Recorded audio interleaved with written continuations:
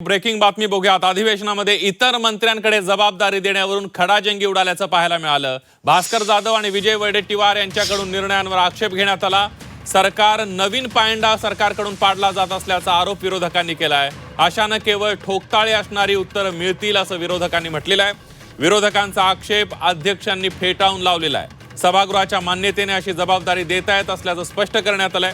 एकनाथ शिंदेंकडील काही खात्यांची जबाबदारी दादा भुसे आणि उदय सामंत यांच्याकडे दिल्यानं आक्षेप घेण्यात आलेला आहे।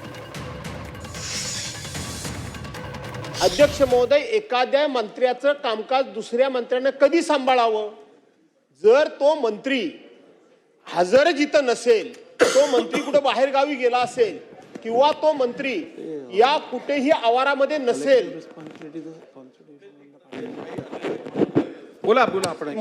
ते मंत्री जर आवारामध्ये नसतील किंवा ते मंत्रींची काही शारीरिक अडचण असेल, ते आजारी असतील, तर तात्पुरत्या स्वरूपामध्ये अध्यक्ष महोदय एका दुसऱ्या दिवसाकरता म्हणून ते कामकाज संबंधित मंत्री दुसऱ्या मंत्र्याला देऊ शकतात। ही जुनीच प्रथा, ही नवीन नाही। पण ही नवीनच प्रथा पडतीये की स्वतः मंत्री महोदय या प्रिमायसेस मध्ये आहेत, ते विधिमंडळाच्या आवारामध्ये आहेत आणि स्वतः विधिमंडळाच्या आवारात असताना त्यांच्याशी संबंधित खात्याचं कामकाज सभागृहामध्ये अधिवेशन कालावधीमध्ये दुसऱ्या मंत्र्याला चालवायला देणं हे अत्यंत चुकीचं आहे, 100% चुकीचं आहे। कारण फक्त आणि फक्त अधिवेशन कालावधीमध्ये तो मंत्री ब्रीफिंग घेऊ शकतो, यापेक्षा त्या मंत्र्याला नित्यनेमानं त्या खात्याचं काम करण्याचा कुठलाही अधिकार नाही। त्यामुळं कामगारांनी, आपल्या कर्मचाऱ्यांनी लिहून दिलेलं उत्तर ठोक ताळ्यामध्ये उत्तर देण्याच्या पलीकडे तो मंत्री काही करू शकत नाही। आणि म्हणून फक्त आणि फक्त कुठल्याही खात्याच्या संबंधातलं, कुठल्याही मंत्र्यांच्या संबंधातलं उत्तर फक्त सभागृहाचे नेते माननीय मुख्यमंत्री महोदय देऊ शकतात।